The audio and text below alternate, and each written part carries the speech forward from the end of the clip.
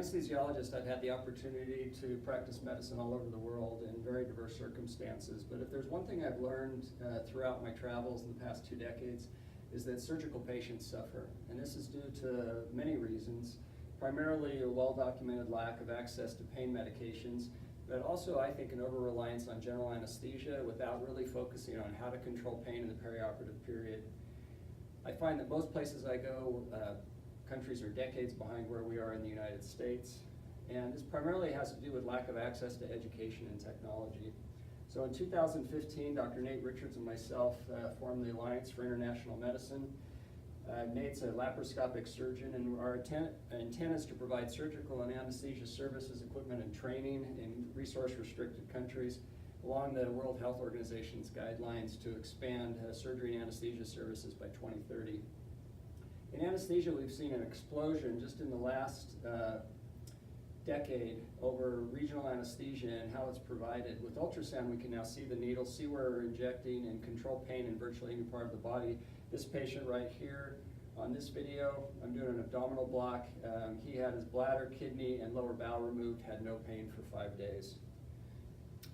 Some people would say that this technology is inaccessible. I would disagree.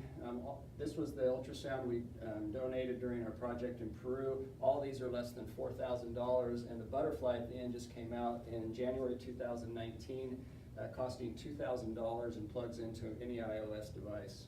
So the technology is improving while the price point's coming down.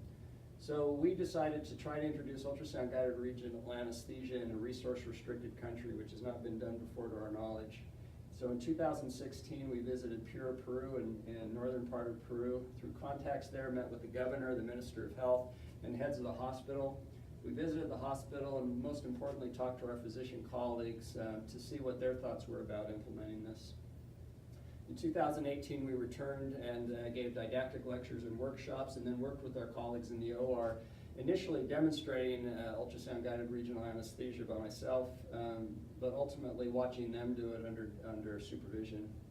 What we found was within 6 months, we were receiving monthly reports on data, looking at the success of blocks, the difficulty and how they're doing, and also complication rates. What we found after 6 months, and we're now actually into 9 months of data, is that we have a greater than 96% success rate. What does that look like? Well, here's a man who was in a motorcycle accident. He had 6 previous surgeries, all under general anesthesia with no pain medicines in the perioperative period.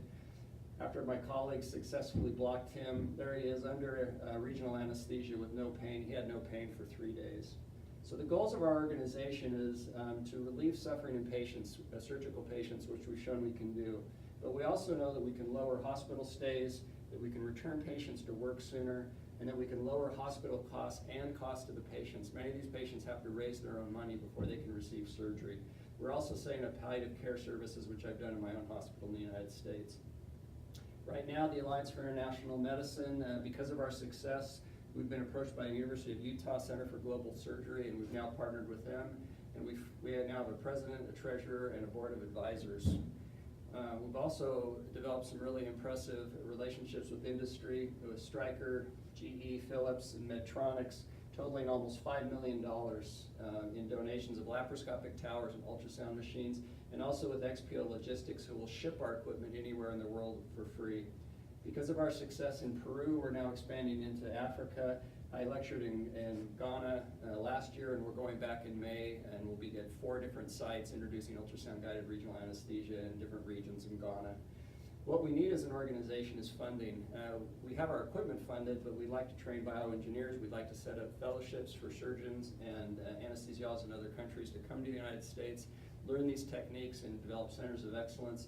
And also, just for travel and running our administration, we need help writing grants and to know what's available. And we also want to form collaborations with other partners who will help implement this model, refine it, and also help us write international guidelines. Thank you.